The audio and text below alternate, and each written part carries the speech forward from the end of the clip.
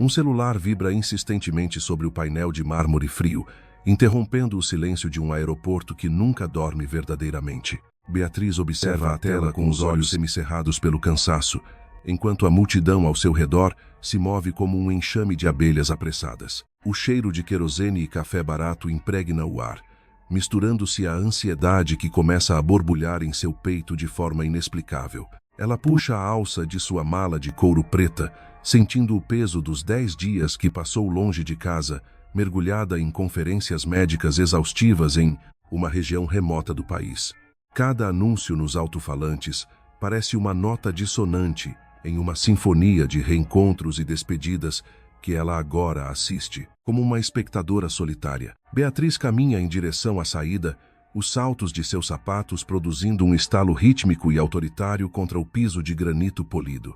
Ela é uma mulher que irradia competência, com seus cabelos castanhos presos em um coque prático e um olhar que já viu muita dor e cura nos corredores do hospital. No entanto, naquele momento, ela se sente vulnerável, como se algo estivesse fora de lugar no tecido da realidade que ela deixou para trás.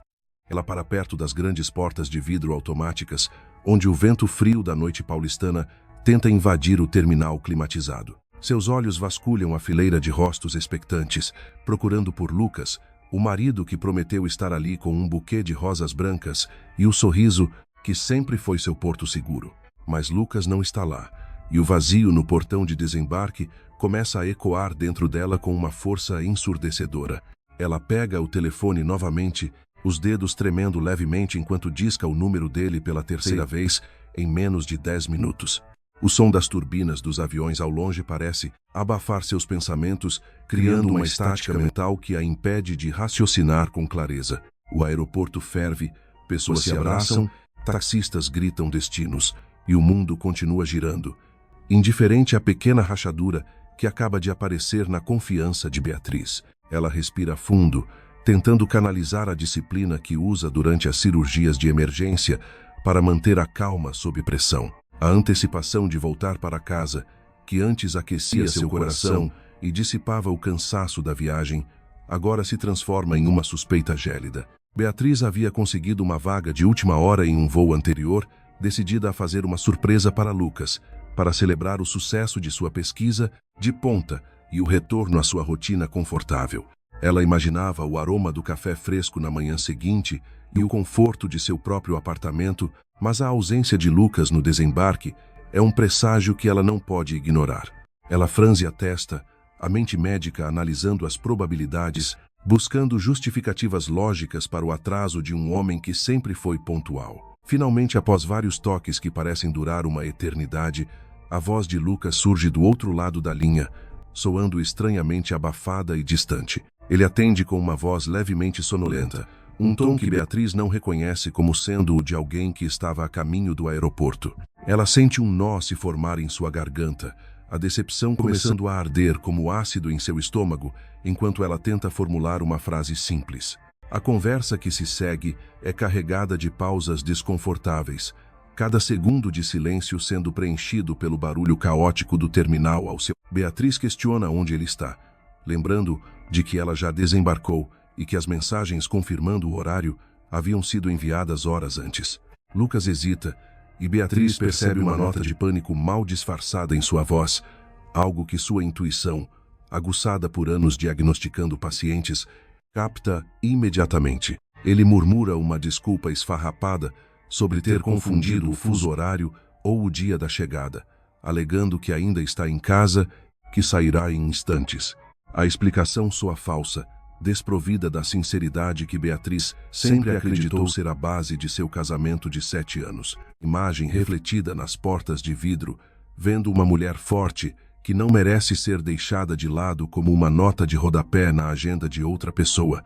Ela sabe que Lucas é um advogado bem-sucedido em um escritório particular renomado em São Paulo, e que o trabalho pode ser opressor, mas nada justifica a hesitação que ela acaba de ouvir. O silêncio na linha se torna um abismo entre eles, um espaço onde as certezas começam a desmoronar silenciosamente sob o peso da dúvida. Beatriz respira fundo e toma uma decisão rápida, sua voz saindo mais fria do que ela pretendia, ao dizer que pegará um táxi por conta própria. Ela não quer que ele faça o trajeto à toa se já está em casa, mas o que ela realmente quer é chegar logo e entender o que está acontecendo em seu santuário privado. Lucas suspira do outro lado, um som que parece mais de alívio do que de arrependimento, e concorda rapidamente com a sugestão dela. Ao desligar o aparelho, Beatriz sente o entusiasmo pelo reencontro desaparecer por completo, substituído por uma vigilância tensa que percorre sua espinha como um arrepio. Ela puxa sua mala com firmeza, contornando grupos de turistas e executivos, movendo-se com uma determinação renovada em direção à fila de táxis lá fora. O vento frio da noite sopra contra seu rosto assim que ela atravessa as portas automáticas, fazendo-a estremecer e puxar a gola de sua jaqueta de lã. As luzes da cidade brilham ao longe, um horizonte de promessas e segredos que ela está prestes a desbravar em busca da verdade. No entanto, antes mesmo de chegar ao primeiro carro da fila, um som familiar corta o barulho do trânsito intenso, fazendo Beatriz parar bruscamente no meio da calçada. Uma voz feminina, carregada de uma urgência que Beatriz conhece bem, flutua no ar saturado de fumaça de escapamento, vinda de trás de uma das colunas maciças do terminal.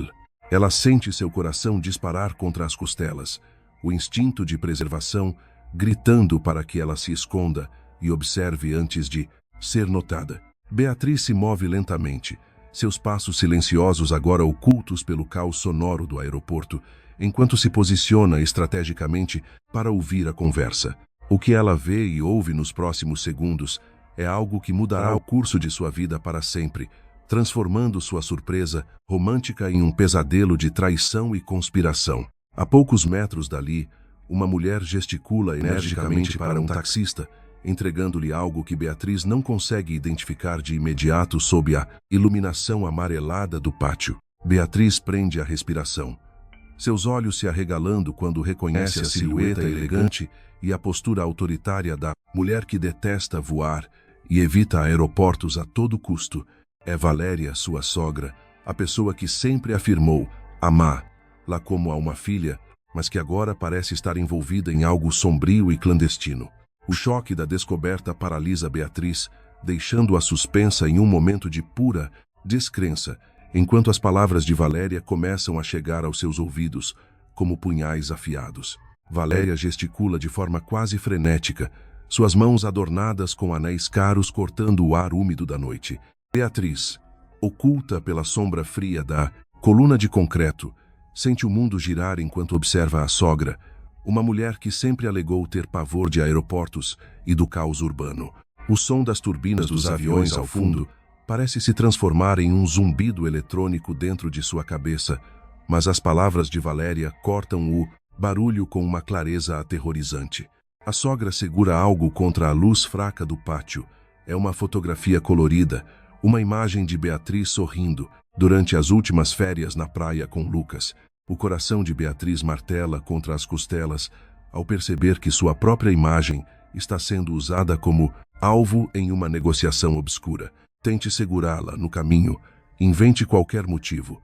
Eu preciso de mais tempo, ordena Valéria para o homem à sua frente. O taxista, um sujeito de boné amassado e expressão cansada, examina a foto com atenção, comparando os traços de Beatriz com a imagem impressa. Beatriz sente uma náusea súbita subir por sua garganta ao ver a sogra puxar uma nota de alto valor da bolsa e entregá-la ao motorista como se estivesse comprando o destino de alguém. A transação é rápida, mas para Beatriz, cada movimento parece acontecer em câmera lenta, gravando-se em sua mente como uma evidência irrefutável de traição familiar. Valéria suspira de alívio ao ver o homem guardar o dinheiro, uma satisfação cruel que Beatriz nunca imaginou ver naquele rosto tão familiar. Algo em Beatriz se quebra definitivamente naquele instante, uma mistura de dor aguda e uma fúria fria que ela nunca experimentou antes. O desconforto que sentira ao falar com Lucas ao telefone agora se cristaliza em uma certeza sombria. Seu marido e sua sogra estão escondendo algo terrível.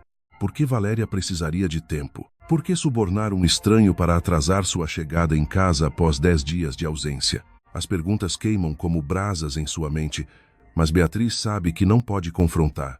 Luz agora não sem entender a extensão daquela conspiração. Ela observa Valéria dar as costas e se afastar em direção ao estacionamento, desaparecendo rapidamente na multidão de passageiros recém-chegados. Beatriz permanece imóvel por alguns segundos, as mãos cerradas sobre a alça de sua mala, tentando controlar a respiração curta e trêmula. Seus olhos se fixam no taxista que ainda está parado ao lado do carro, conferindo a fotografia uma última vez antes de se preparar para o serviço. Um instinto de sobrevivência, moldado por anos de decisões rápidas na medicina, assume o controle de suas ações.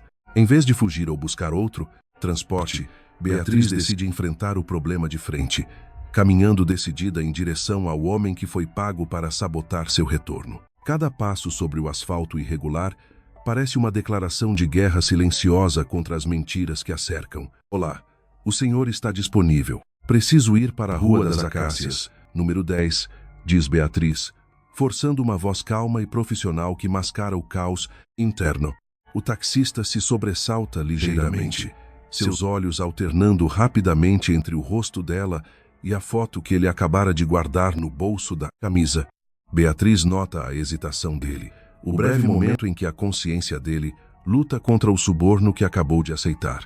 Sim, claro, entre.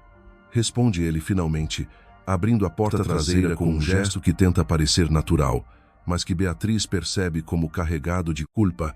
Ela entra no veículo, o cheiro de estofado velho e desinfetante barato invadindo seus sentidos enquanto ela se acomoda no banco de trás. Meu nome é Maurício, diz o homem ao ligar o motor, tentando puxar uma conversa casual para aliviar o peso do segredo que carrega. Beatriz observa o perfil dele pelo retrovisor, notando as linhas de cansaço em seu rosto e a camisa xadrez desbotada que fala de uma vida de lutas diárias. Prazer em conhecê-lo, Maurício, responde ela, forçando um sorriso que não alcança seus olhos, enquanto o carro começa a se afastar das luzes brilhantes do terminal. Ela sabe que ele tem instruções para atrasá-la, para inventar desculpas sobre trânsito ou obras no caminho, tudo para garantir que o tempo de Valéria seja cumprido. A tensão dentro do carro é palpável, um terceiro passageiro invisível que observa cada palavra trocada. O trajeto começa sob um silêncio desconfortável, interrompido apenas pelo som rítmico do motor e pelo brilho intermitente dos postes de iluminação da rodovia. Beatriz observa a paisagem urbana passar pela janela, mas sua mente está quilômetros à frente, dentro do apartamento que ela compartilha com se alinhar de forma sinistra, apontando para uma realidade que ela se recusa a aceitar totalmente, mas que não pode mais ignorar. Maurício limpa a garganta, parecendo prestes a dizer algo, mas hesita novamente, mantendo os olhos fixos na estrada. Beatriz percebe que Maurício não é um vilão, mas um homem encurralado pelas circunstâncias, alguém que aceitou o dinheiro de Valéria por necessidade, não por maldade. Ela decide testar a integridade dele, fazendo perguntas simples sobre sua vida e seu trabalho, ouvindo as histórias sobre seus 4 filhos e as dificuldades financeiras que enfrenta. Diante da honestidade brutal da vida dele, os próprios problemas de Beatriz começam a ganhar uma nova perspectiva, uma mistura de compaixão e determinação. Maurício fala com carinho sobre Miguel, seu filho que faz cartões de visita coloridos, e sobre como ele faria qualquer coisa para sustentar sua família. O carro se aproxima da área residencial e Beatriz nota que Maurício começa a reduzir a velocidade sem motivo aparente, seus olhos procurando por qualquer pretexto para cumprir o acordo com Valéria.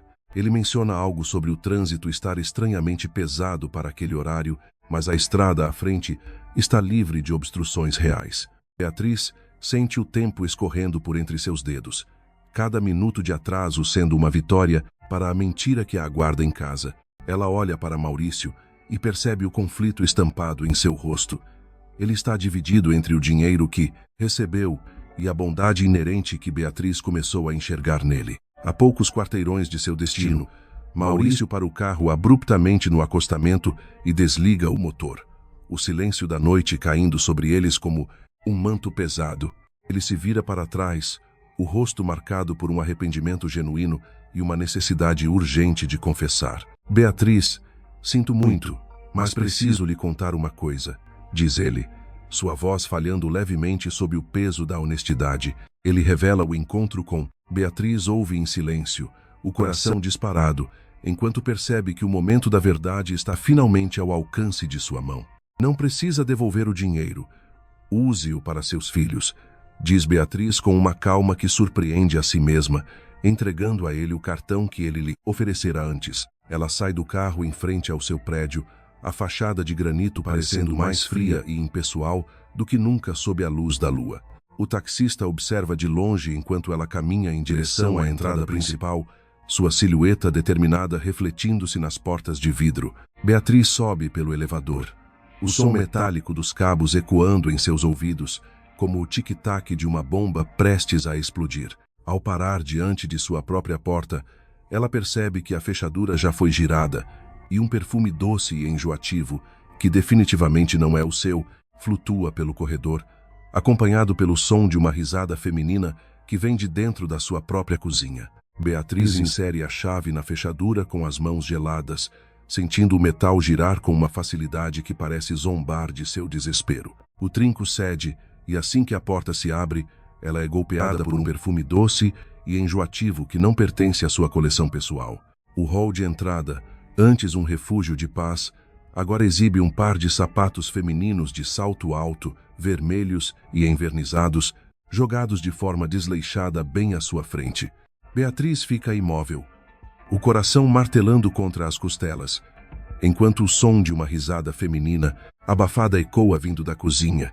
É uma risada leve e provocante, o tipo de som que despedaça qualquer ilusão de que aquele poderia ser um mal-entendido.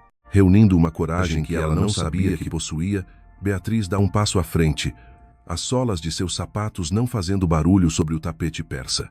Ela caminha pelo corredor, sentindo que cada centímetro percorrido a afasta mais da vida que construiu nos últimos 7 anos. A cena que se revela na porta da cozinha é um quadro de traição que ficará gravado em sua memória para sempre. Lucas está sentado à mesa, com a camisa desabotoada e vestindo o hobby favorito de Beatriz, aquele que ela usava apenas em momentos íntimos e especiais. Ao lado dele, em uma pose de total familiaridade, está uma jovem loira com uma maquiagem carregada e provocante, segurando uma taça de vinho. Ela joga a cabeça para trás, rindo de algo que Lucas acabara de dizer, totalmente alheia à presença da dona da casa. O tempo parece parar para Beatriz, que observa a cena em um silêncio gélido e paralisante. Lucas se sobressalta ao notar o vulto na porta, e seu rosto perde a cor instantaneamente ao encontrar os olhos de sua esposa. A mulher loira vira-se lentamente, sustentando um olhar descarado que analisa Beatriz dos pés à cabeça com um desprezo mal disfarçado. Lucas tenta balbuciar o nome de Beatriz enquanto se levanta apressado, derrubando quase a taça sobre a mesa. Beatriz permanece imóvel, sentindo um frio que vem de dentro de seus ossos, enquanto sua mente processa a magnitude da mentira. Ela pergunta, com um tom de voz tão cortante quanto um bisturi, se aquela seria a cliente que viera pedir consultoria sobre divórcio usando as roupas dela. O desespero começa a tomar conta de Lucas, que anda de um lado para o outro como um animal enjaulado, tentando formular uma explicação impossível.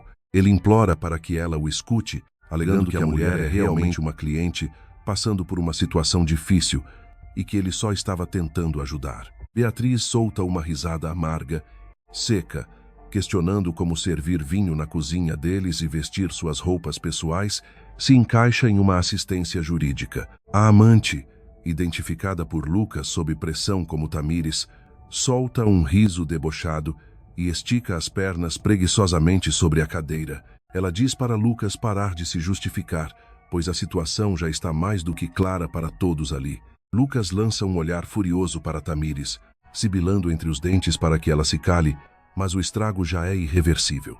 Beatriz saboreia o gosto amargo do nome Tamires, percebendo que aquela é a mulher que ocupou seu lugar enquanto ela estava salvando vidas na conferência médica. Ela murmura que ex-marido seria agora o termo mais correto para se referir a Lucas, sentindo as lágrimas ameaçarem cair, mas recusando-se a dar-lhes esse prazer. Lucas tenta uma última cartada, abaixando a cabeça e admitindo que foi um canalha, mas jurando que ainda a ama. Beatriz ri novamente, uma risada desprovida de qualquer humor, afirmando que quem ama não trai dessa forma vil. Beatriz pega sua mala e vira-se para sair, ignorando os gritos desesperados de Lucas, que tenta correr atrás dela pelo corredor. Ela sai do apartamento e bate a porta com tanta força que as paredes parecem tremer, encerrando um capítulo doloroso de sua existência. No hall do prédio, o destino prega mais uma peça e ela dá de cara com Valéria, sua sogra. Valéria observa o rosto de Beatriz, as lágrimas contidas e a mala na mão, e abaixa os olhos em um sinal claro de vergonha e culpa. Beatriz a encara com uma tristeza profunda, perguntando se aquele era o motivo pelo qual ela queria atrasar lá no aeroporto. Valéria admite, em um tom quase inaudível, que sabia da existência da amante e que tentou ganhar tempo para que Lucas se livrasse de Tamires e arrumasse o apartamento.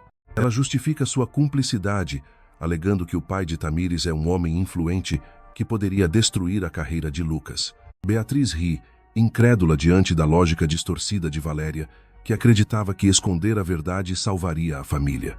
Valéria tenta se aproximar, dizendo que gosta de Beatriz como de uma filha, mas Beatriz a afasta com um olhar de desprezo. Ela afirma que, se houvesse amor real, Valéria nunca teria acobertado tamanha sujeira. As lágrimas agora escorrem livremente pelo rosto de Beatriz, misturando dor, decepção e a sensação de que toda a sua vida era uma ilusão. Ela desce as escadas arrastando a mala, deixando Valéria paralisada no topo da escada sem saber o que dizer. Ao sair do prédio, Beatriz olha para a rua deserta, sentindo-se pequena e completamente sozinha no mundo. É nesse momento de escuridão total que ela se lembra do pequeno cartão colorido que Maurício, o taxista, lhe deu no aeroporto. Com os dedos trêmulos, Beatriz disca o número gravado no papel e explica a Maurício que precisa novamente de seus serviços. Ele chega rapidamente, como se estivesse por perto vigiando seus passos, e lança-lhe um olhar de profunda preocupação. Beatriz entra no carro, gesticula para que ele a leve para longe dali, desmoronando em soluços incontroláveis assim que a porta se fecha. Maurício, compreendendo o peso do momento, permanece em silêncio e dirige focado na estrada, oferecendo o conforto de sua presença sem fazer perguntas. Depois de um tempo, Beatriz se acalma e percebe que o carro segue pela rodovia, afastando-se das luzes da cidade. Ela pergunta para onde estão indo e Maurício responde que irão para onde ela se sentir bem. Beatriz reflete sobre suas opções e percebe que não tem para onde ir, pois seus pais morreram há anos e ela não quer o julgamento dos colegas de trabalho.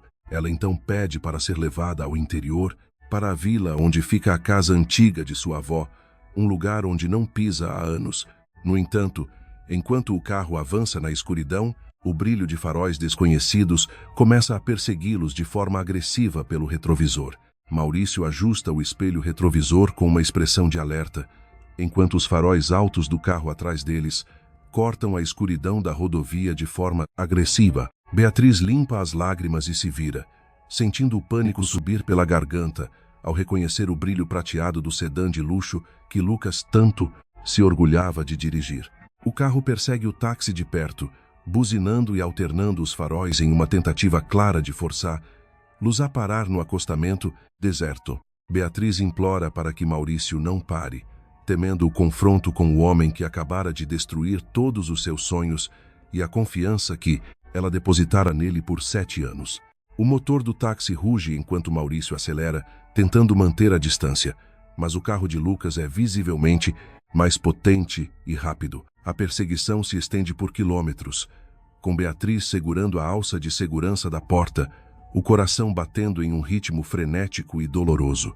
Lucas parece fora de si, aproximando o sedã perigosamente da traseira do táxi, ignorando todos os riscos de um acidente grave naquela estrada mal iluminada. Maurício mantém as mãos firmes no volante, demonstrando uma calma profissional que ajuda Beatriz a não desmoronar completamente diante daquela situação absurda. De repente, um caminhão surge na direção oposta, e Maurício aproveita uma brecha mínima para realizar uma manobra arriscada, entrando em um acesso secundário que leva à vila de sua avó. Lucas, pego de surpresa pela manobra rápida, acaba passando direto pela entrada, desaparece na escuridão da rodovia principal. Beatriz solta um longo suspiro de alívio, sentindo o corpo finalmente relaxar contra o estofado do banco, embora a tremedeira nas mãos persista.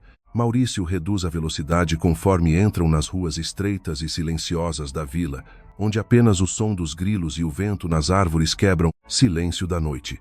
Eles chegam em frente à casa de sua avó, Olga, uma construção antiga que parece ainda mais desgastada e solitária sob a luz pálida da lua. A grama alta no quintal estala sob os pés de Beatriz enquanto ela caminha até a varanda, sentindo o peso da exaustão emocional finalmente cobrar seu preço. Maurício a ajuda com a mala, recusando qualquer pagamento extra e prometendo estar disponível se ela precisar de qualquer coisa nos próximos dias. Ao entrar na casa, Beatriz é envolvida pelo cheiro de poeira e tempo parado, uma atmosfera que parece refletir o estado de sua própria alma naquele momento. Ela caminha pelos cômodos escuros, as tábuas do assoalho rangendo sob seus passos, até encontrar o interruptor de luz que revela a mobília, antiga coberta por lençóis brancos. No centro da sala, a foto de sua avó Olga ainda está pendurada na parede, um olhar sereno que parece oferecer um consolo silencioso em meio ao caos. Beatriz desmorona no velho sofá, cobrindo o rosto com as mãos e chorando até que o cansaço a leve a um sono sem sonhos e sem paz. Na manhã seguinte, ela acorda com uma dor de cabeça latejante e a boca seca, mas a luz do sol que entra pelas frestas das cortinas traz uma clareza renovada. Ela decide que não pode se esconder para sempre e que o trabalho no hospital é o único lugar onde ainda se sente útil e respeitada. Depois de uma limpeza rápida para tornar o ambiente minimamente habitável, Beatriz caminha até o centro da vila para pegar o ônibus que a levará de volta à cidade. A viagem é longa e exaustiva, permitindo que ela repasse mentalmente cada detalhe da traição de Lucas e da cumplicidade de Valéria. Ela sente uma mistura de mágoa profunda e uma raiva fria que começa a substituir a tristeza inicial, fortalecendo sua decisão de lutar por seus... Ao chegar ao hospital, Beatriz tenta colocar sua máscara profissional, mas é imediatamente confrontada com uma mudança drástica no setor médico. Ela descobre que, durante sua ausência, o antigo chefe de departamento foi substituído por Álvaro Martins, um homem conhecido por sua rigidez e falta de empatia. Álvaro a intercepta no corredor, exigindo os relatórios da conferência médica com um tom autoritário que Beatriz não está em condições de, como punição. Beatriz engole a indignação e se retira para a sala dos médicos, onde o apoio de seus colegas é a única coisa que a impede de pedir demissão na mesma hora. Enquanto tenta se concentrar nos prontuários eletrônicos, uma colega menciona a chegada de um novo paciente em estado crítico na ala pediátrica. Trata-se de Gabriel, um menino de apenas 10 anos que foi encontrado vagando pelas ruas em um estado deplorável de saúde. Beatriz sente uma conexão imediata com o caso, talvez porque a vulnerabilidade do menino espelhe sua própria fragilidade interna naquele momento. Ela decide visitar o quarto de Gabriel antes de terminar seu turno, buscando no cuidado ao próximo um sentido para continuar seguindo em frente. Ao entrar no quarto, ela vê uma criança pálida e magra, com olhos grandes que parecem carregar o peso de um mundo inteiro de solidão. Gabriel olha para ela com uma desconfiança que logo se transforma em uma esperança tímida quando Beatriz se apresenta e segura sua mão com delicadeza. Ele confessa que se sente um menino ruim por ter fugido do orfanato e pedido esmolas no aeroporto, mas Beatriz o conforta com palavras de carinho e compreensão. Naquele momento, o celular de Beatriz vibra na bolsa do jaleco com uma notificação de uma transferência bancária de alto valor que ela não reconhece. Ao abrir o aplicativo do banco, ela vê que sua conta conjunta com Lucas foi esvaziada e uma mensagem de texto dele surge na tela: "Isso é só o começo do que você vai perder por me deixar." Beatriz encara a tela do celular com uma expressão de choque, sentindo o sangue fugir de seu rosto, enquanto o saldo de sua conta bancária exibe um valor ridículo. A mensagem de Lucas brilha no visor como uma sentença de morte financeira, revelando um lado obscuro e vingativo do homem com quem ela dividiu a vida. Ela aperta o aparelho contra o peito, tentando controlar a respiração curta dentro do quarto silencioso de Gabriel, onde o monitor cardíaco emite um bip rítmico e indiferente. O menino, alheio ao drama financeiro da médica, segura sua mão com força, seus grandes olhos castanhos buscando uma segurança que Beatriz não sabe se pode oferecer. Ela engole seco, forçando um sorriso encorajador para a criança, enquanto sua mente trabalha freneticamente em busca de uma saída para aquela emboscada jurídica. Ela se levanta da beira da cama de Gabriel, sentindo as pernas pesadas pelo cansaço físico e pela nova carga de angústia que acaba de receber. Beatriz sai do quarto e caminha pelo corredor asséptico do hospital, onde as luzes fluorescentes parecem expor sua vulnerabilidade para todos os colegas que passam. Ela entra na sala dos médicos e desmorona em uma cadeira, ignorando os relatórios de Álvaro que ainda precisam de sua atenção imediata. Como Lucas pôde ser tão meticuloso a ponto de esvaziar as economias de uma vida inteira em poucos minutos, a raiva começa a substituir o medo, uma chama fria que a faz pegar o telefone e discar para o advogado indicado por uma colega de confiança. Augusto, o advogado, atende com uma voz calma que contrasta com o turbilhão emocional de Beatriz, enquanto ela relata a traição e o golpe financeiro. Ele ouve em silêncio, fazendo anotações sobre a transferência de bens e a conduta de Lucas, antes de avisar que o processo será longo e desgastante. Beatriz afirma com determinação que não vai recuar, mesmo sabendo que Lucas usará todo o seu conhecimento jurídico para destruí-la. Ao desligar, ela percebe que sua vida pessoal se transformou em um campo de batalha, onde cada centavo e cada lembrança serão disputados com ferocidade. Ela respira fundo, tentando canalizar sua frustração para o trabalho, a única âncora que ainda a mantém conectada à realidade. No dia seguinte, Beatriz retorna à vila para buscar alguns documentos importantes que deixou na casa de sua avó Olga. Ao caminhar pelo jardim tomado pelo mato, ela sente a paz do interior ser interrompida por uma presença inesperada na varanda. Valéria está lá, sentada em uma das cadeiras antigas, parecendo muito mais velha e frágil do que Beatriz se lembrava da noite do aeroporto. A sogra se levanta com dificuldade, seus olhos marejados de arrependimento, enquanto observa a nora se aproximar com cautela. Beatriz, para alguns metros de distância, a mágoa pela cumplicidade de Valéria na traição de Lucas, ainda queimando intensamente em seu peito.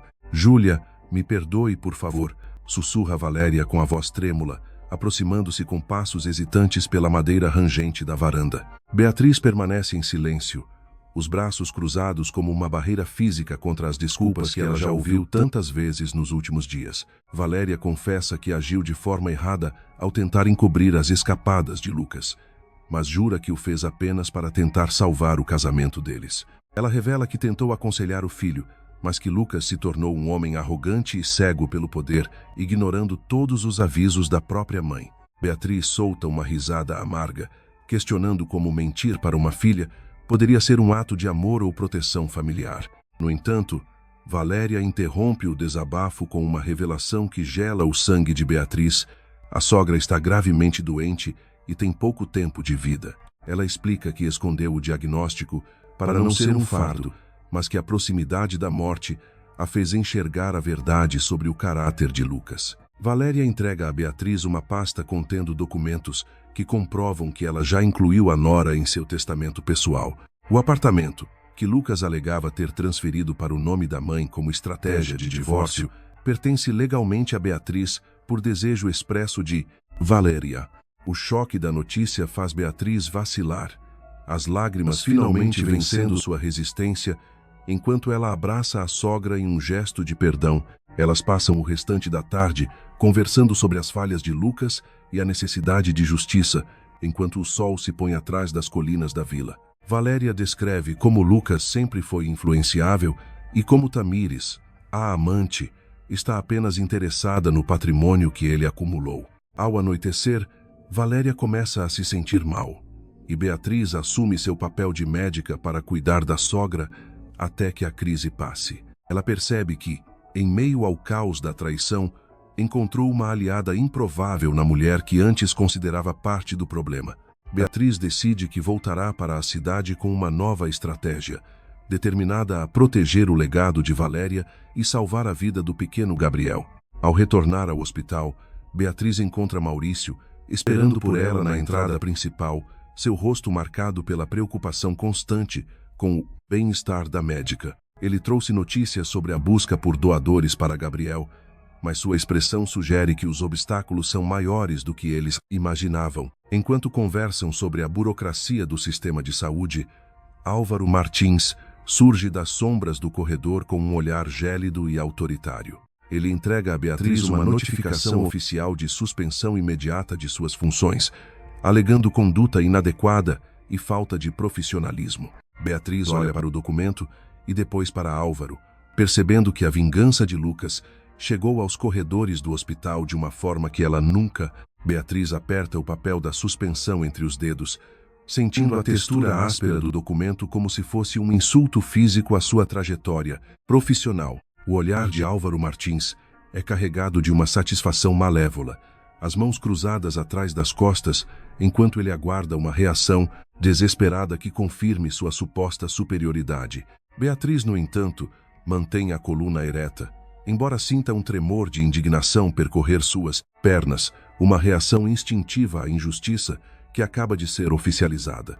Ela percebe que as garras de Lucas se estenderam até o coração de sua carreira, usando Álvaro como um peão em um jogo de xadrez, onde ela deveria ser a rainha derrubada. O corredor do hospital parece se estreitar ao seu redor, as vozes dos colegas tornando-se um sussurro distante, enquanto ela processa o golpe que visa deixá-la sem chão e sem voz. Álvaro sorri, um gesto gélido que não alcança seus olhos, e sugere que ela aproveite o tempo livre para refletir sobre suas prioridades antes que a demissão por justa causa seja o próximo passo.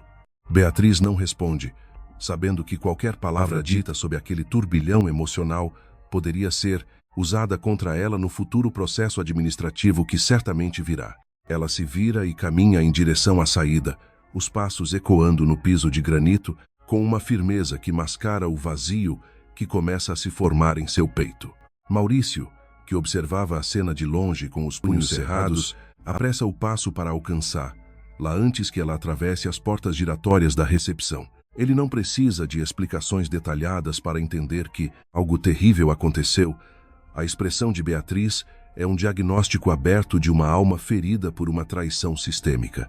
Eles caminham em silêncio até o estacionamento, onde o sol da tarde começa a baixar, lançando sombras longas e distorcidas sobre o asfalto quente. Maurício abre a porta do carro para ela, um gesto de cavalheirismo simples que traz uma pequena pontada de conforto em meio ao desmoronamento de seu mundo profissional. Beatriz se senta no banco do passageiro e fecha os olhos, deixando a cabeça pender para trás, enquanto tenta organizar o caos que se instalou em sua mente. Ela pensa em Gabriel, o menino que agora ficará sem sua supervisão direta, entregue aos cuidados de médicos que talvez não vejam nele nada além de um caso clínico terminal. A preocupação com o pequeno órfão dói mais do que a própria suspensão, uma responsabilidade moral que ela não está pronta para abandonar, independentemente das ordens de Álvaro. Maurício liga o carro e pergunta se ela quer ir para algum lugar específico, sua voz sendo um porto seguro em meio à tempestade de incertezas que a rodeia. Beatriz pede para ser levada de volta à vila, sentindo que a antiga casa de sua avó Olga é o único lugar onde o veneno de Lucas e Álvaro não pode alcançar lá totalmente. Durante o trajeto, ela observa a transição da metrópole caótica para a paisagem mais calma do interior, sentindo que cada quilômetro percorrido é um fôlego a mais em seus pulmões comprimidos. Ela conta a Maurício sobre a suspensão e sobre a suspeita de que Lucas esteja por trás da rigidez súbita de Álvaro, usando suas conexões jurídicas para isolá-la. O taxista ouve tudo com uma atenção profunda, os olhos fixos na estrada, mas a mente claramente trabalhando em uma forma de proteger. Lá, ao chegarem na casa antiga, Beatriz nota que o ambiente parece mais acolhedor do que na primeira vez, como se a alma da avó estivesse se manifestando para receber lá em seu momento de maior necessidade. Ela entra na sala e se depara com a pasta de documentos que Valéria lhe entregou, o testamento que agora é sua arma secreta contra a ganância do ex-marido. Ela sabe que precisa agir rápido, antes que Lucas consiga anular o desejo de sua mãe ou esconder ainda mais os bens que foram construídos durante o casamento. Maurício se oferece para ficar por perto, dizendo que seus filhos podem ajudar a cuidar do jardim ou fazer companhia, criando uma rede de apoio que ela nunca imaginou ter. Beatriz agradece, sentindo que em meio à perda de seu emprego e de sua conta bancária, ela está ganhando algo muito mais valioso: lealdade genuína. Na manhã seguinte, Beatriz acorda com a determinação de uma cirurgiã que sabe que cada segundo conta para salvar o paciente, mas desta vez, o paciente é sua própria dignidade. Ela liga para Augusto, seu advogado, e relata a suspensão hospitalar, pedindo que ele anexe esse fato ao processo como prova de assédio e perseguição por parte de Lucas. Augusto concorda, alertando que a luta será suja e que ela precisará de provas documentais de que Álvaro e Lucas possuem vínculos de interesse mútuo. Beatriz começa a vasculhar suas memórias, buscando nomes de antigos clientes de Lucas ou colegas de faculdade que poderiam estar agora em cargos de diretoria no hospital. Ela se lembra de um jantar beneficente anos atrás, onde Lucas conversava animadamente com um homem que, agora ela percebe, era o próprio Álvaro Martins. A descoberta da conexão entre eles acende uma chama de esperança, uma evidência concreta de que a suspensão não foi um erro administrativo, mas uma execução deliberada. Ela decide que não ficará sentada esperando o tempo passar. Ela usará sua licença forçada para investigar cada rastro de corrupção que Lucas deixou pelo caminho. Maurício aparece com um café quente e uma notícia que faz o coração de Beatriz parar por um instante. Gabriel teve uma piora súbita durante a noite. O menino está chamando por ela, recusando-se a colaborar com a equipe médica substituta e exigindo a presença de sua doutora favorita para continuar o tratamento. Beatriz sente o peso da proibição de Álvaro, mas sabe que a ética médica e o amor humano estão acima de qualquer suspensão arbitrária. Ela se levanta e começa a se preparar para voltar ao hospital, desta vez não como funcionária submissa, mas como uma mulher decidida a lutar pelo que, evitando o olhar vigilante da segurança principal. Ao entrar no prédio, ela sente o cheiro familiar de éter e limpeza, um ambiente que foi sua casa por anos e que agora ela precisa invadir como uma estranha. Ela se move pelas sombras dos corredores, o coração batendo forte contra as costelas, até chegar à ala pediátrica onde Gabriel está internado. No entanto, ao se aproximar da porta do quarto, Beatriz ouve a voz ríspida de Álvaro vindo dentro, discutindo com uma enfermeira sobre a transferência imediata de Gabriel para uma unidade de cuidados paliativos, desistindo efetivamente do tratamento de cura. Beatriz sente o sangue ferver nas veias ao ouvir a voz de Álvaro Martins ecoando pelo corredor da ala pediátrica. As palavras dele sobre transferir Gabriel para cuidados paliativos soam como uma sentença de morte prematura para uma criança que ainda tem uma chance de lutar. Ela ignora o risco de ser descoberta e entra abruptamente no quarto, interrompendo a discussão ríspida do chefe com a enfermeira. O olhar de Álvaro se torna instantaneamente gélido ao vê-la ali, desafiando sua autoridade direta após a suspensão oficial. Beatriz não recua, sustentando o olhar com uma firmeza que vem de sua dedicação inabalável à medicina e ao pequeno órfão. O monitor cardíaco de Gabriel emite um bip rítmico enquanto o menino observa a cena com olhos grandes e assustados. Álvaro esbraveja que ela não tem mais voz naquele hospital e exige que a segurança seja chamada imediatamente para retirar-la à força. Beatriz mantém a calma, pedindo apenas alguns minutos para conversar com Gabriel, sabendo que o estado emocional do menino é crucial para sua recuperação. A enfermeira, solidária à médica, hesita em cumprir as ordens de Álvaro, permitindo que Beatriz se aproxime da cama. Ela segura a mão de Gabriel, sussurra palavras de encorajamento, prometendo que não vai abandoná-lo, apesar de todas as dificuldades. O brilho de esperança volta aos olhos do menino, um sinal sutil de que ele ainda está disposto a lutar contra a doença. Enquanto a segurança se aproxima do corredor, Beatriz sai do quarto com a cabeça erguida, ciente de que cada segundo ali foi uma vitória contra a arrogância de Álvaro. Ela encontra Maurício esperando por ela na saída lateral, seu rosto marcado por uma mistura de ansiedade e apoio incondicional. Ela decide que, se o hospital está dificultando a busca por um doador, ela mesma usará todos os seus contatos e recursos para encontrá-lo. Maurício se oferece para usar sua rede de contatos como taxista, espalhando a história de Gabriel entre os passageiros e moradores da região. Beatriz passa noites inteiras em claro na casa de sua avó Olga, analisando bancos de dados e documentos médicos em busca de uma compatibilidade rara. O peso da traição de Lucas e da perseguição de Álvaro continua a assombrá-la, mas a urgência da vida de Gabriel é um motor mais forte para suas ações. Ela recebe uma ligação de seu advogado Augusto, com notícias sobre a batalha judicial que está apenas começando. Lucas está tentando usar a suspensão dela no hospital como prova de instabilidade profissional para ganhar vantagem na divisão dos bens. Beatriz sente uma revolta profunda, mas decide manter o foco no que é mais importante: a justiça para si mesma e a cura para o menino.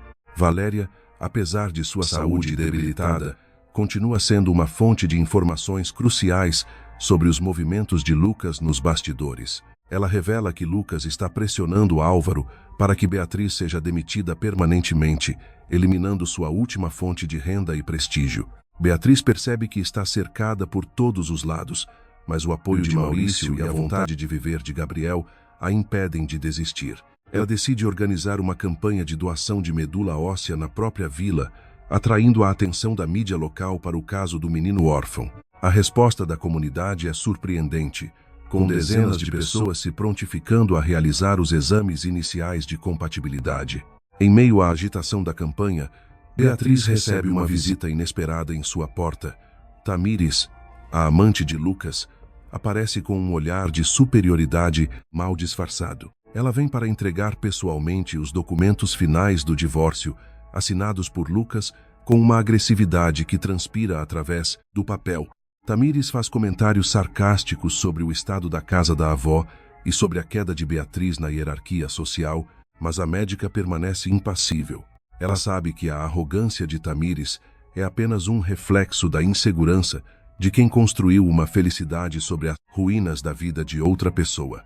Beatriz assina os documentos com firmeza, sentindo que aquele ato é o corte definitivo de um vínculo que já estava morto há muito tempo. A saúde de Valéria sofre uma piora súbita após a visita de Tamires, exigindo que Beatriz use todo o seu conhecimento médico para estabilizar lá na casa antiga. Ela percebe que o tempo está se esgotando tanto para a sogra quanto para Gabriel, e a pressão sobre seus ombros se torna quase insuportável. Ele sugere que Beatriz realize o teste nele e em seus 4 filhos, pois o destino já os uniu de tantas formas inesperadas. Beatriz hesita por um momento, preocupada com o procedimento, mas Miguel, o filho mais velho, afirma com determinação que quer salvar o irmão Gabriel. O laboratório envia os resultados em tempo recorde devido à gravidade do caso e à pressão da mídia que Beatriz conseguiu mobilizar.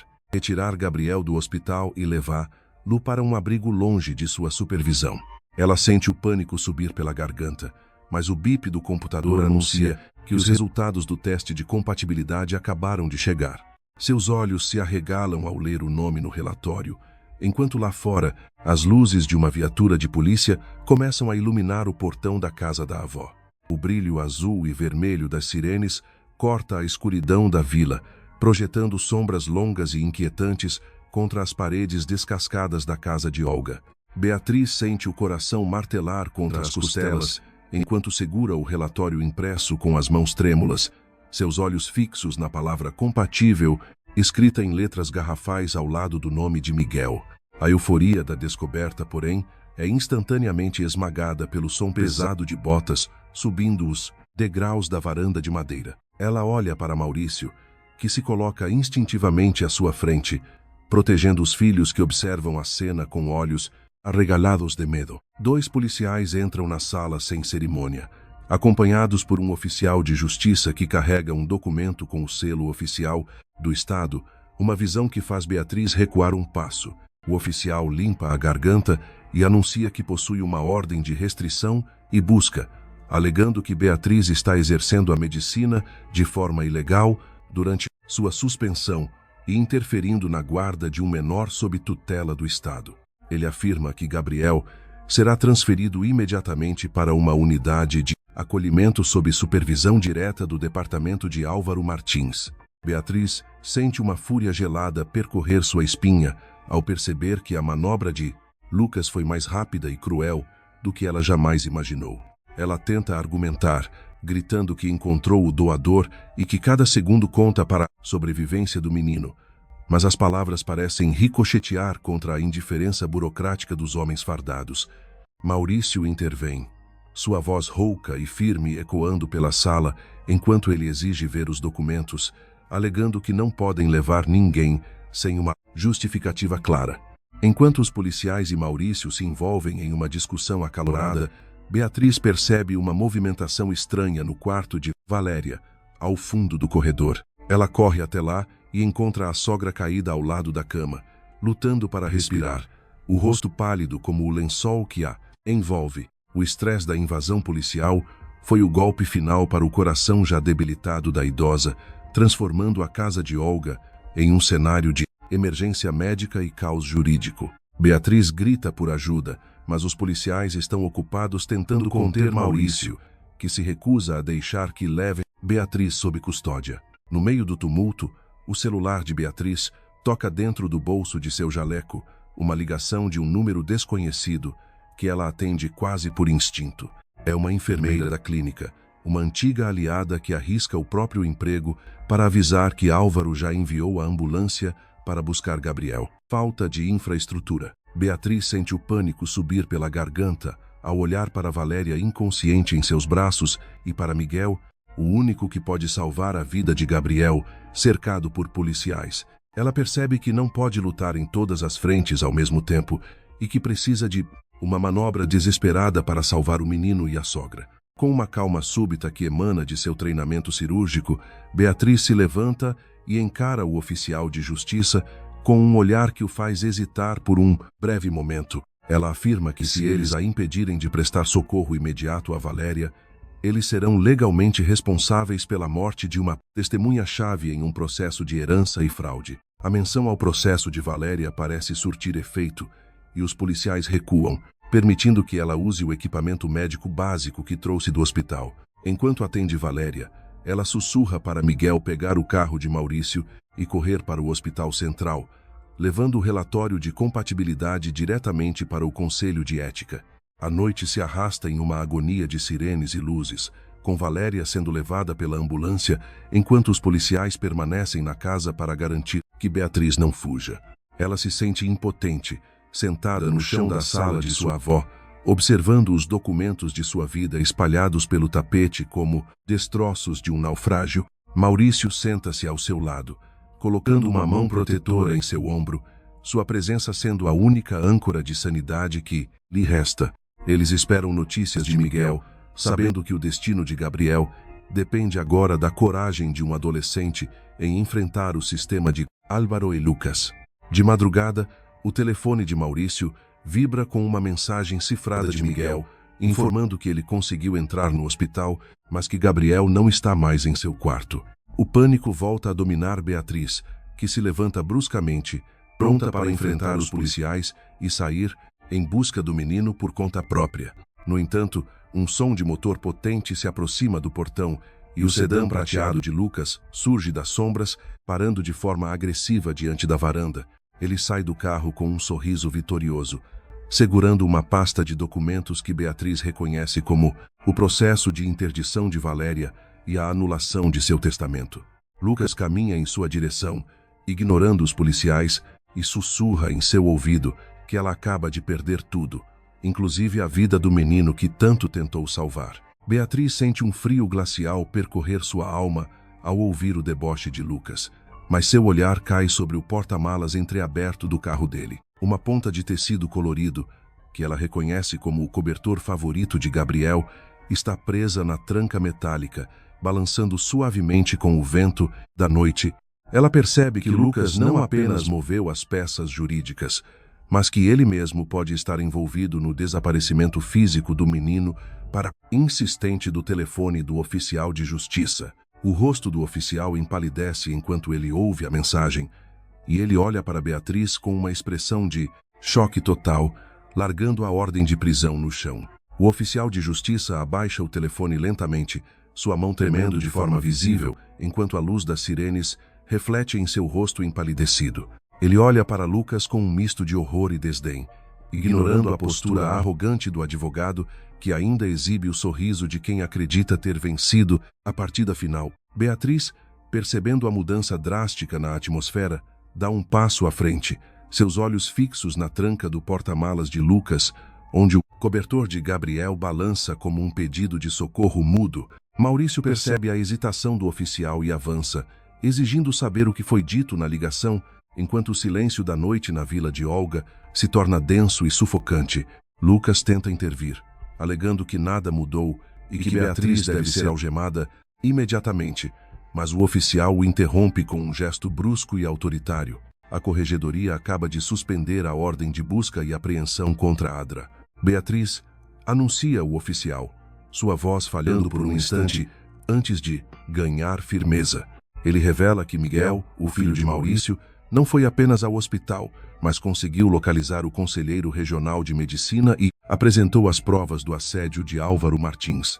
Mais do que isso, Miguel levou consigo uma gravação oculta de uma conversa entre Lucas e Álvaro, sua face perdendo a cor na mesma velocidade em que a justiça começa a se voltar contra ele em seu próprio território.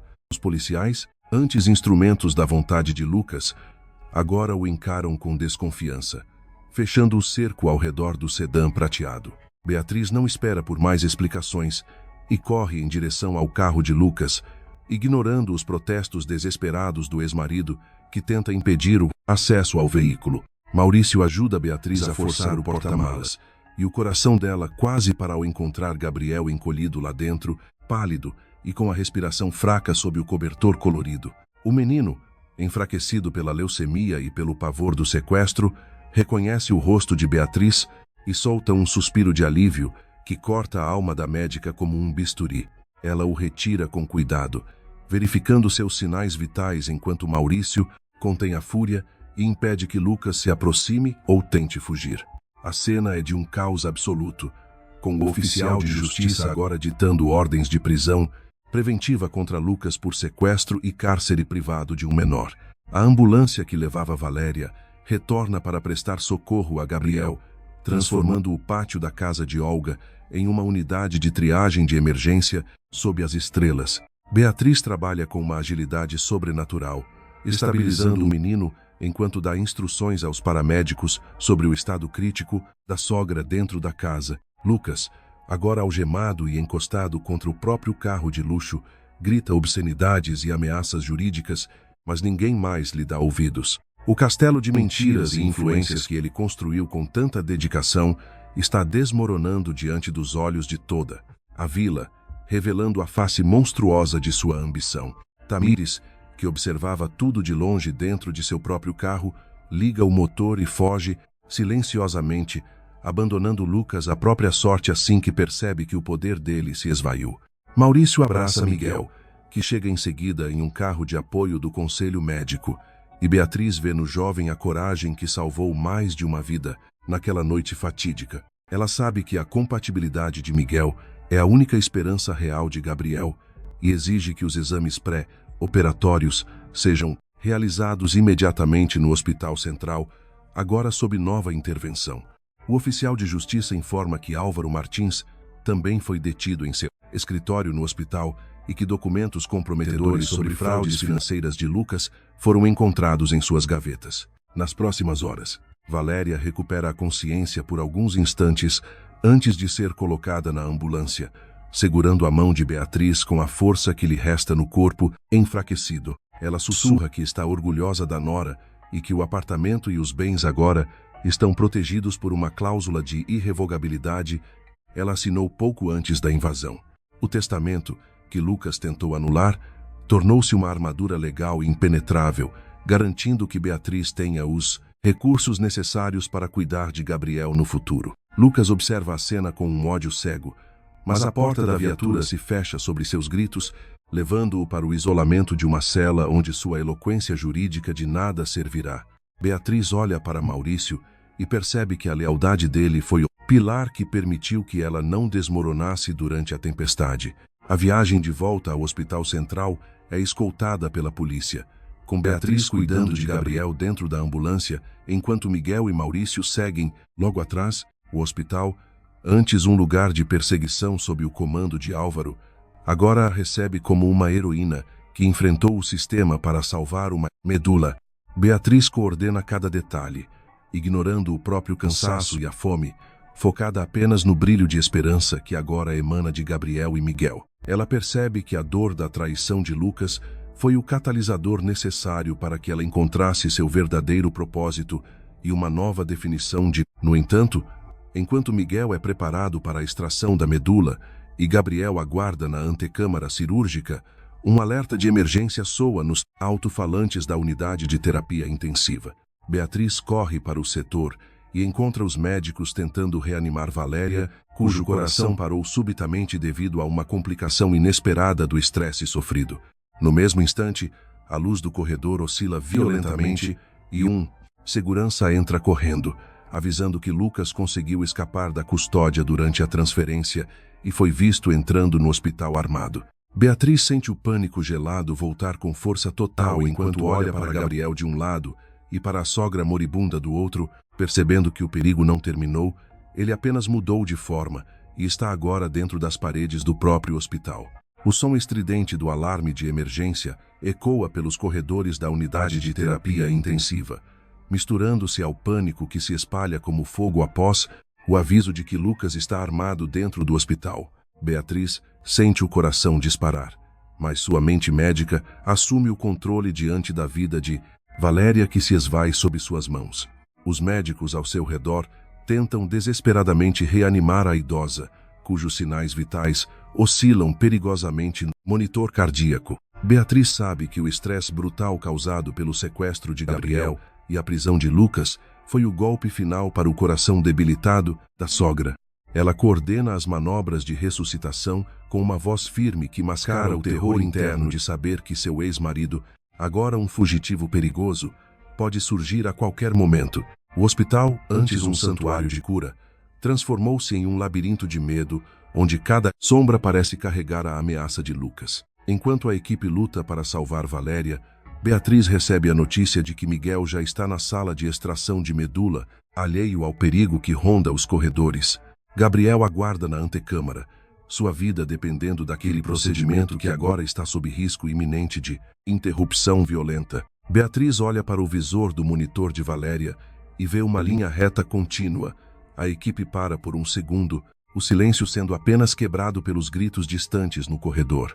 Com um grito de determinação, ela aplica uma última carga no desfibrilador, recusando-se a deixar que Valéria morra sem ver a justiça ser feita. O corpo da idosa arqueia-se com o choque e, milagrosamente, um batimento fraco e irregular ressurge na tela, dando uma sobrevida momentânea à sogra.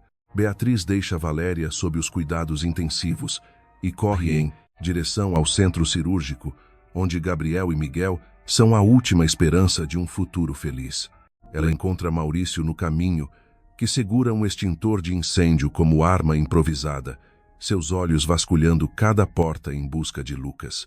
Ele conta que Lucas foi visto subindo pelas escadas de emergência, possivelmente tentando alcançar o setor de pediatria para concluir sua vingança contra Beatriz e o menino. Beatriz sente um frio glacial na espinha, mas sua prioridade é proteger as crianças a qualquer custo. Eles chegam à porta do centro cirúrgico justamente quando as luzes voltam a piscar, indicando que o gerador de emergência foi sabotado. A escuridão parcial é cortada apenas pelas luzes vermelhas de emergência, criando um cenário de pesadelo onde Beatriz precisa guiar a cirurgia dos tubos. Beatriz monitora tudo através do vidro, as mãos cerradas em oração silenciosa, enquanto Maurício vigia a entrada da unidade.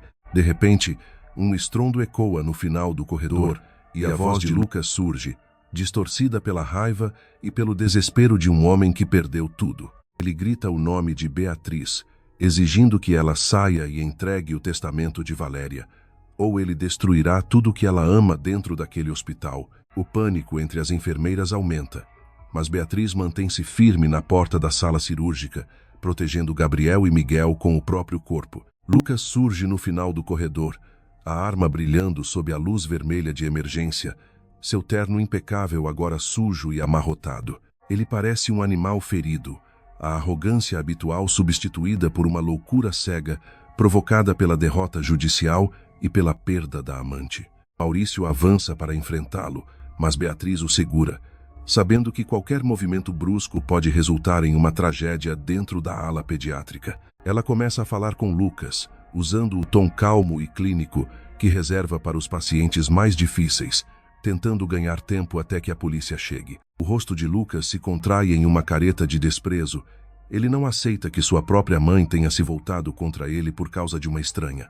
Ele aponta a arma para a porta de vidro onde Gabriel está deitado, alegando que o menino é a fonte de todos os seus problemas e que ele deve desaparecer. Beatriz se coloca na linha de fogo, afirmando que ele terá que passar por ela antes de encostar em qualquer criança naquele hospital. A tensão é quase insuportável. O baipe dos aparelhos dentro da sala de cirurgia, parecendo o tic-tac de uma bomba prestes a explodir. Lucas hesita por um segundo ao ver a coragem nos olhos de Beatriz, uma força que ele nunca foi capaz de compreender ou possuir.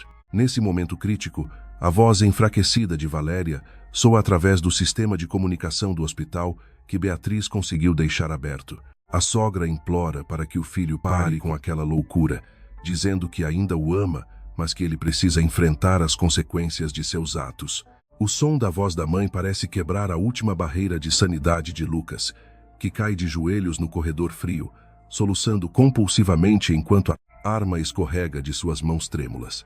Maurício rapidamente chuta a arma para longe e os seguranças do hospital, junto com a polícia, cercam o advogado caído. Beatriz corre para dentro da sala cirúrgica ao perceber um sinal de alerta no monitor de Gabriel. O procedimento está em uma fase crítica de rejeição imediata. Ela assume o controle da situação, injetando os medicamentos necessários para estabilizar o sistema imunológico de Gabriel, enquanto Miguel observa, pálido mas firme na maca ao lado. O esforço de Beatriz é heróico. Ela luta contra as estatísticas e contra o cansaço acumulado de dias de perseguição e dor. Finalmente, o batimento de Gabriel se estabiliza e a nova medula começa a ser aceita pelo corpo pequeno. Um triunfo da vida sobre a destruição semeada por Lucas. Fora da sala, Lucas é levado em algemas, seu olhar agora vazio de qualquer esperança ou dignidade. Beatriz sai da sala cirúrgica, exausta, encontrando Maurício à sua espera, com um olhar que transborda admiração e um novo tipo de afeto. No entanto, o alívio dura pouco, pois uma enfermeira corre em direção a eles com o rosto banhado em lágrimas, apontando para o monitor da UTI, onde Valéria estava internada. Beatriz corre até lá, mas desta vez a linha no monitor está reta e nenhum desfibrilador pode trazer a sogra de volta. Beatriz chora sobre o corpo da sogra, sentindo a perda de sua única aliada familiar, enquanto do lado de fora, a imprensa começa a cercar o hospital para noticiar a queda do famoso advogado.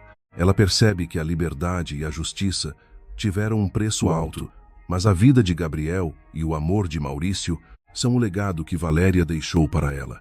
De repente, um advogado desconhecido entra na UTI, alegando que representa uma cláusula secreta no testamento de Valéria que pode mudar tudo o que Beatriz pensava saber sobre a origem de sua herança. Beatriz observa o advogado, desconhecido, com os olhos marejados, sentindo o peso do silêncio que se instalou na UTI após a partida de Valéria.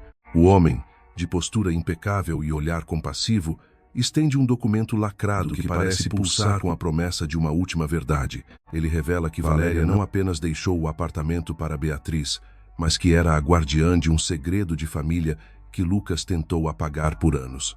A cláusula secreta no testamento revela que a fortuna da família Martins não pertencia originalmente a Lucas, mas era fruto de um fundo de investimento criado pelos pais de Beatriz, que Valéria administrava em confiança após o incêndio trágico que os levou. Lucas sabia disso e o choque da revelação faz Beatriz cambalear, mas os braços fortes de Maurício a amparam, oferecendo o suporte que ela agora sabe ser o seu verdadeiro alicerce. Ela percebe que Valéria viveu anos em um dilema moral agonizante, protegendo o filho, mas garantindo que no final a justiça retornasse para a verdadeira dona por direito. Com a ajuda de Augusto, seu advogado de confiança, Beatriz processa os documentos e assume o controle total dos bens, encerrando definitivamente o ciclo de pobreza e perseguição que Lucas tentou impor. O apartamento, as economias e a dignidade de sua família são finalmente restaurados, permitindo que ela olhe para o futuro sem o medo constante das sombras do passado. Semanas se passam e o Hospital Central respira um novo ar sob a administração provisória, enquanto Beatriz é convidada a retornar ao seu cargo com todas as honras e o pedido de desculpas oficial do Conselho Médico. Ela aceita, mas com a condição de que uma nova ala pediátrica seja bem-sucedido, caminha pelos corredores com uma vitalidade que traz lágrimas de alegria aos olhos de todos. Ele já não é o menino triste e solitário que Beatriz encontrou. Ele tem cores nas bochechas e um brilho de esperança que ilumina o ambiente. Miguel e os outros filhos de Maurício visitam Gabriel quase todos os dias, transformando o quarto do hospital em um reduto de risadas, desenhos e jogos de tabuleiro. A conexão entre Miguel e Gabriel torna-se um laço inquebrável, o sangue doado criando uma irmandade que transcende a biologia e se firma no amor puro. Maurício observa seus filhos com um orgulho imenso, sentindo que sua decisão de ser honesto com Beatriz no início daquela jornada foi a semente de uma vida que ele nunca ousou sonhar. Ele trocou seu táxi velho por um veículo novo e confortável, mas sua simplicidade e bondade permanecem as mesmas, cativando Beatriz a cada dia. O julgamento final de Lucas ocorre sob intensa cobertura da mídia, e ele é condenado a uma pena severa por sequestro, cárcere privado, fraude financeira e assédio. Sem o apoio da família e abandonado por Tamires, que fugiu para evitar ser cúmplice, ele se torna uma sombra amarga dentro de uma cela fria, colhendo exatamente o que semeou com sua ganância. Beatriz não sente ódio, apenas uma libertação profunda ao ver o rosto dele desaparecer atrás das grades da justiça. Ela sabe que a vingança não traz paz, mas a justiça permite que a vida siga seu curso natural. Em uma tarde ensolarada, Beatriz e Maurício levam Gabriel para a antiga casa da avó Olga na vila, que agora foi totalmente reformada e transformada em um refúgio acolhedor. Eles caminham pelo jardim, onde as margaridas florescem com vigor, simbolizando o renascimento de uma linhagem que quase foi apagada. Maurício para diante do velho carvalho, ajoelha-se e retira um pequeno anel, pedindo Beatriz em casamento diante dos olhos brilhantes de Gabriel e dos outros meninos. Ela aceita com um beijo apaixonado, sentindo que finalmente encontrou o seu verdadeiro lar em um coração que a valoriza pelo que ela é. O processo de adoção de Gabriel é concluído rapidamente, e o menino agora carrega orgulhosamente o sobrenome de Beatriz e Maurício, tendo a família que sempre desejou.